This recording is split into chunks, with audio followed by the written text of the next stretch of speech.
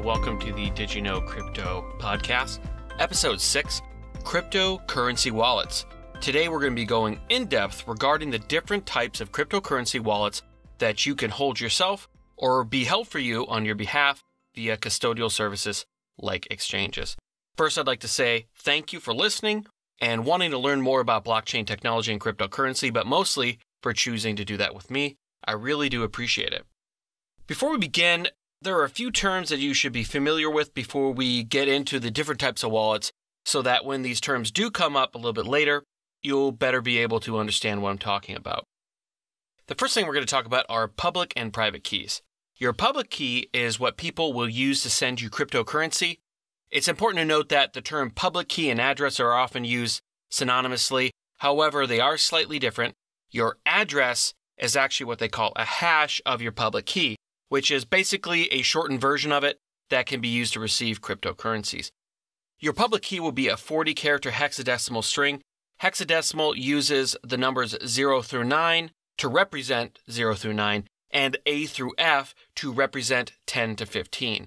Each cryptocurrency will also have a unique prefix, that is the first few characters of the string, to allow distinction between the different crypto protocols so that you can kind of recognize what would be a Bitcoin versus, say, an Ethereum address.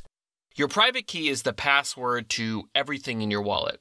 Without a private key, you can view a wallet, you can see all the incoming and outgoing transactions as well as the balances, like looking at someone's monthly banking statement. Once you have that private key, however, you can move the funds out of that wallet. It cannot be reiterated enough that you need to keep your private key secure. People have had their funds stolen by keeping private keys on something as simple as just a Word document on their computer or even the Evernote app on their phone, which just happened really recently with someone that was streaming live on YouTube and accidentally showed their private key and had their funds stolen while they were doing their show live. So don't do that. Don't store it on anything that's public or easily accessible. If that device is ever compromised and that unsecured private key is found in that device, like you sell your laptop and you forget about it, you don't wipe it, that can be used to steal your entire wallet. Don't lose it. Keep it safe. So the next thing we're going to talk about is a mnemonic device.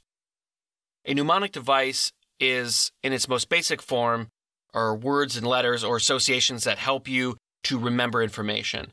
Often this is used to help teach children things like the planets. My very educated mother just showed us 9 planets. Or the term homes to help you remember the Great Lakes of Huron, Ontario, Michigan, Erie, and Superior. In the crypto world, this was introduced with Bitcoin Improvement Protocol 39, or BIP39 for short, in 2013. This was a list of 12 words that could be generated from a list of 2,048 unique words, which allows for over a duodecillion of possible combinations. This list of 12 words would sound something like this: ice, open, witch, practice, fish, least, and then etc., etc., etc. What this allows you to do is to write down or memorize, which is the least of the good options for that, of this phrase. And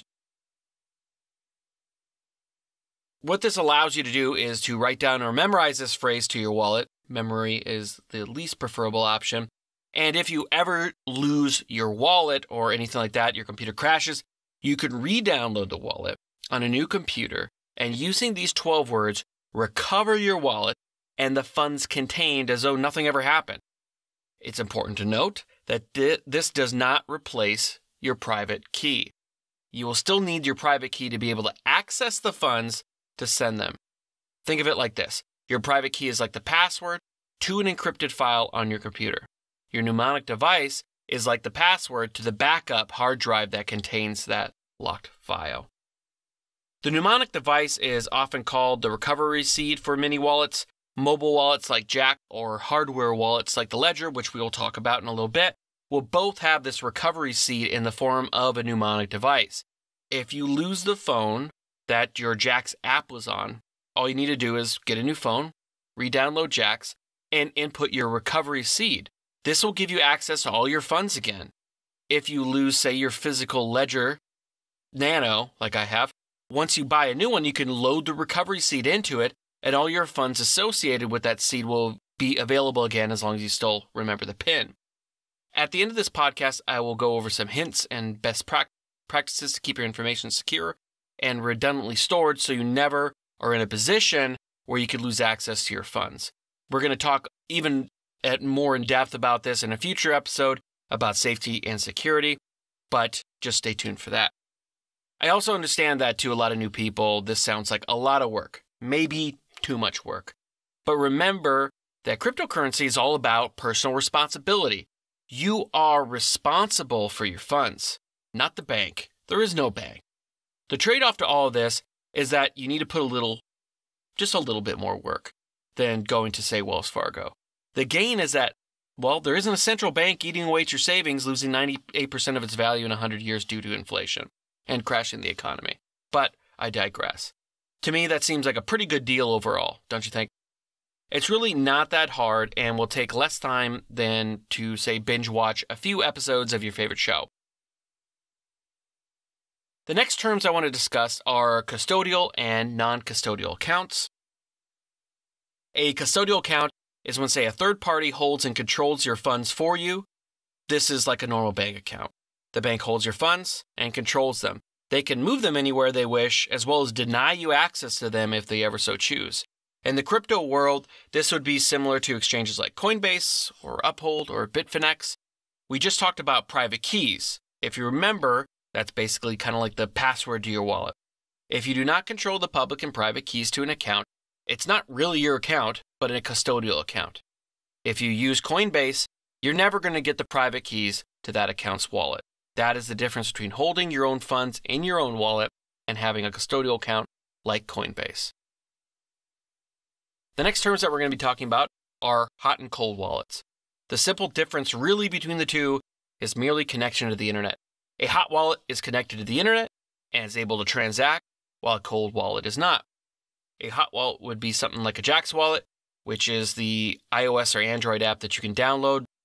You can transact Bitcoin or basically any other crypto that they support, such as Ethereum or EOS or Dogecoin or Augur Rep, among others.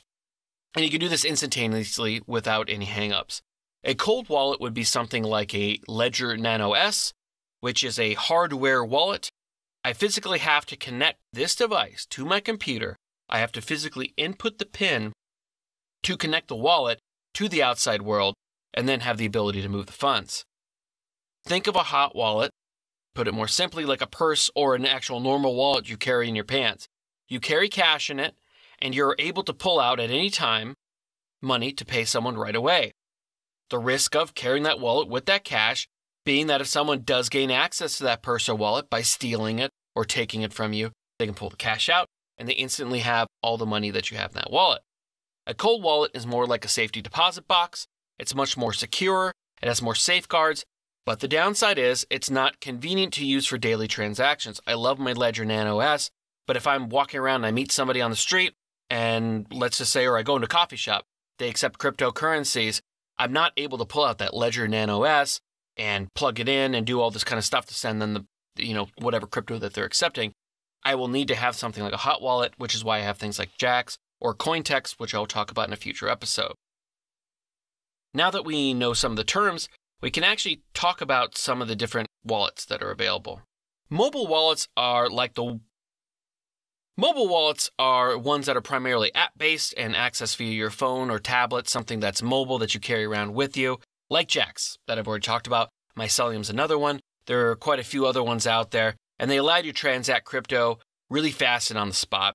I can open my Jaxx wallet on the phone, and within seconds, I can have my QR code out on the screen, and I can accept a myriad of cryptocurrencies if somebody wants to pay me in them or just, for whatever reason.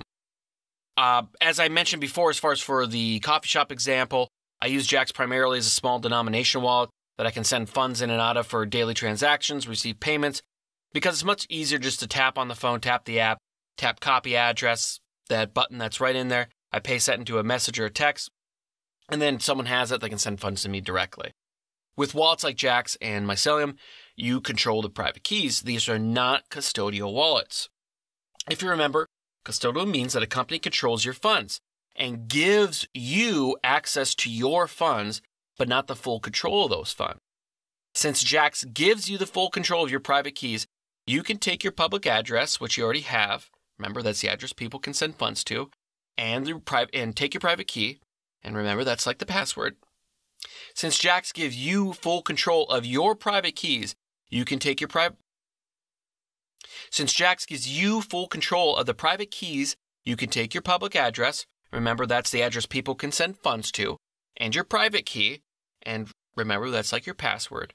And you could delete Jaxx and still be able to control your funds because you have your public and private keys.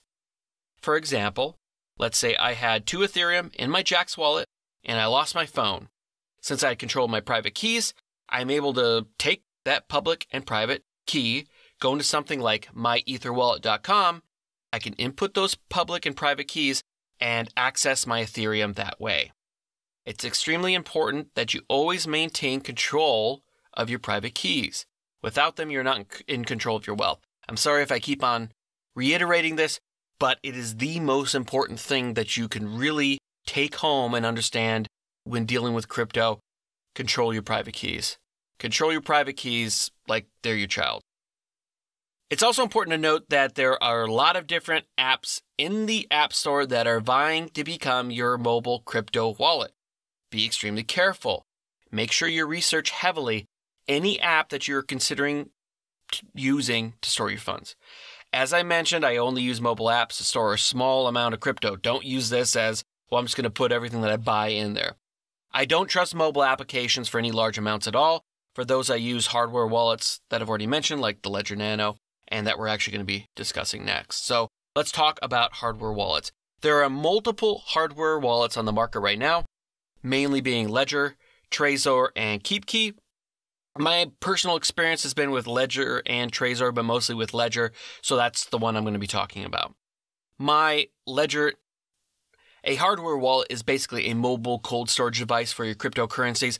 There's other cold storage things that you can use, like Zappo, which is actually a service, and they have a big cave filled with servers for cold storage of Bitcoin. But these are kind of the next best thing as a mobile cold storage device for your crypto that you can carry around anywhere. It's not connected to the internet until you decide to, and all funds are secure as long as you have physical control of the device and or maintain strict control of the PIN and or recovery seed. My Ledger Nano S is about the size of a thumb drive. Basically has a small little screen, 2 buttons on top. To access it, I have to physically connect it to the USB in my computer. I have to open the Ledger app via Google Chrome. Once I open the app of the coin I wish to transact in, say Bitcoin or Ethereum or Dash, I will be prompted to input a 7-digit numeric PIN. Once I do that, I will have the ability to control and access these funds. A hardware wallet is really the second best option behind a paper wallet, which will be the last wallet that I discuss on this episode. However, to properly create a paper wallet securely requires, I don't want to say technical expertise, but it takes, a few more steps, and you need to make sure that you do all this right. You don't want to skip anything, and you don't want to do this lackadaisical, especially if you're going to be putting a decent amount of crypto onto it. The average person isn't going to want to do this, so I basically recommend that if you have more than a few $100s in crypto and are planning on adding more over time, just invest in a hardware wallet now. They cost between $50 and $100 depending on when you buy them and are well worth the investment. I keep the vast majority of my funds on a Ledger Nano S, and only basically what I am actively trading ever comes off of it.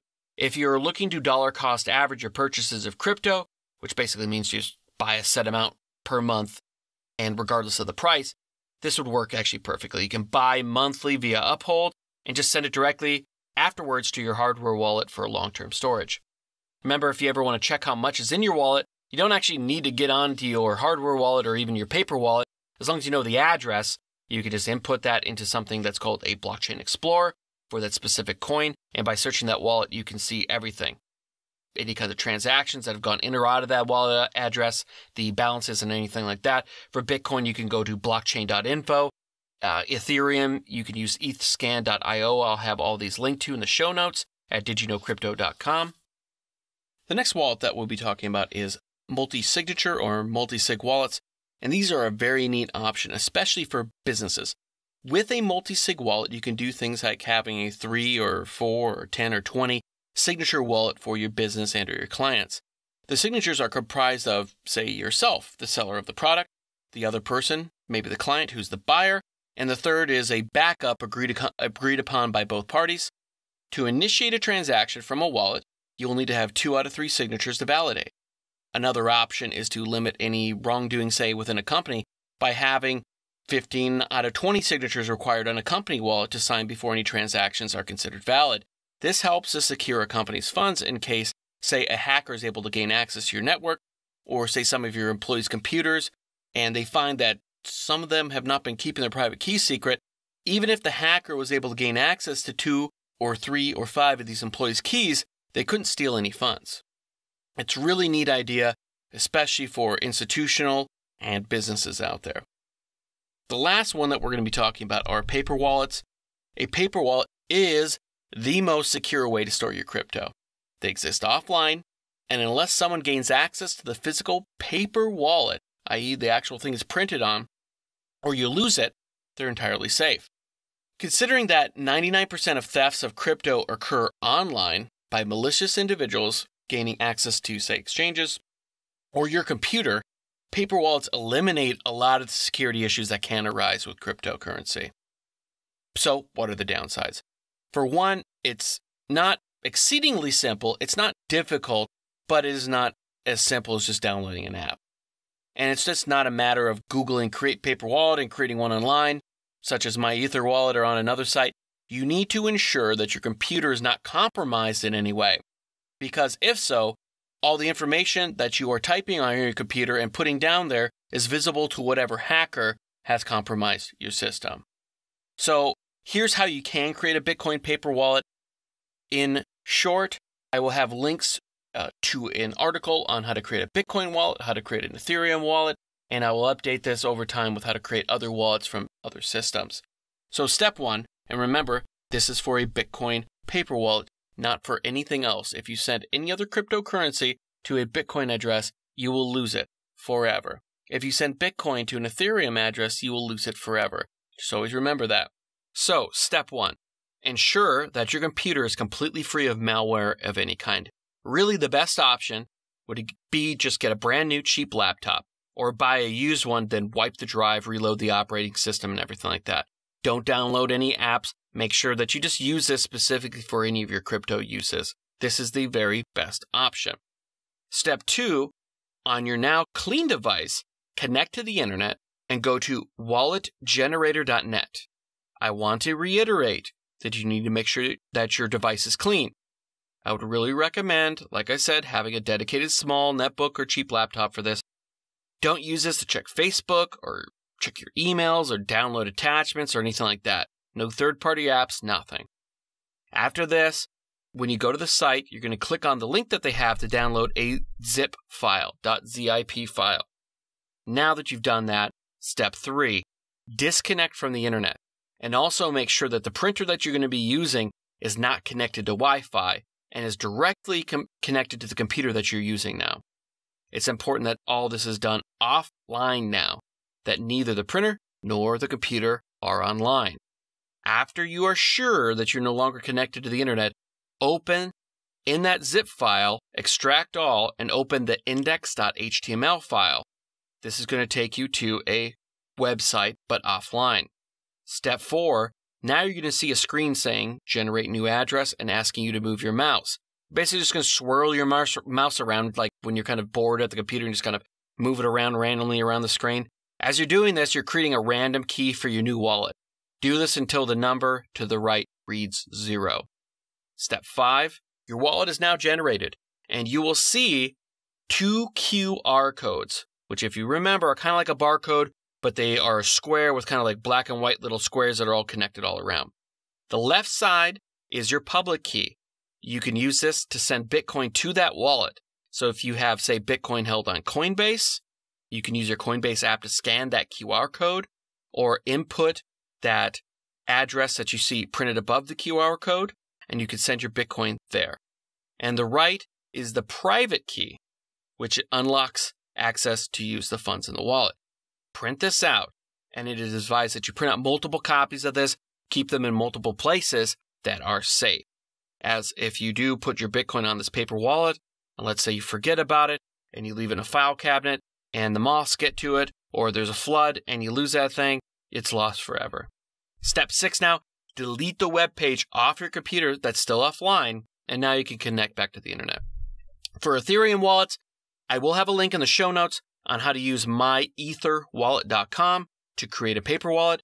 You can securely store any ERC20 Ethereum-based tokens, things like Augur Rep, Enigma, etc., on any Ethereum wallet address as well. Now that we've gone over the different types of wallets, I want to talk briefly about keeping your private keys safe.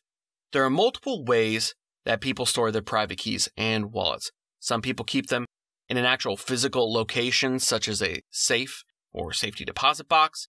Some people have a safety deposit box, and along with all their other valuables, such as cash or family jewelry, they'll have a copy of their safe paper wallets, or even maybe a hardware wallet.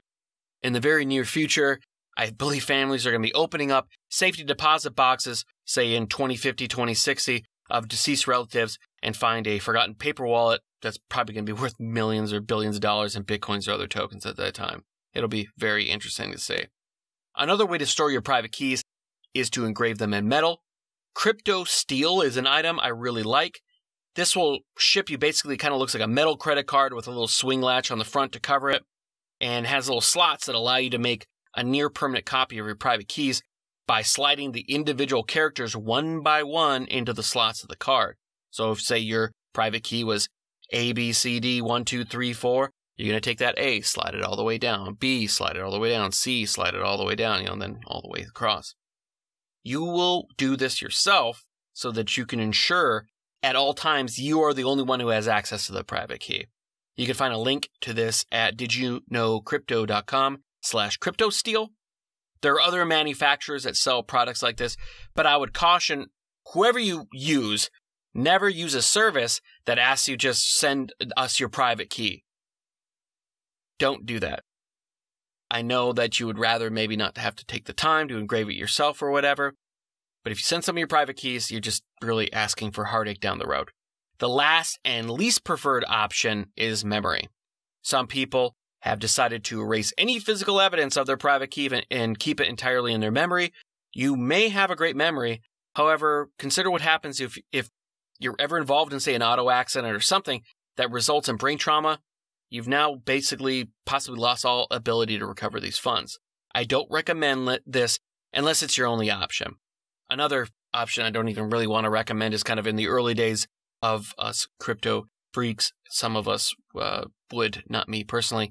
People actually got their private keys tattooed on their bodies. I find this kind of, neat in a way, but then again, what happens if you're at the beach, someone takes a picture of you and now they've got your private key, or if you don't have it memorized or written down anywhere else and you ever get some sort of injury, now you've lost that private key. Unless you really like tattoos and you really want to, put your private key in jeopardy, I don't recommend this. I hope this helps you understand how wallets work and how to secure your crypto better. If you have any questions, feel free to contact me on Facebook, Twitter, or Instagram with any questions you may have anytime. If you want to support us, shop through the Amazon link on the homepage or go to didyouknowcrypto.com/support. There you will find all of our podcasts, articles, and social media links on didyouknowcrypto.com. That's didyouknowcrypto.com.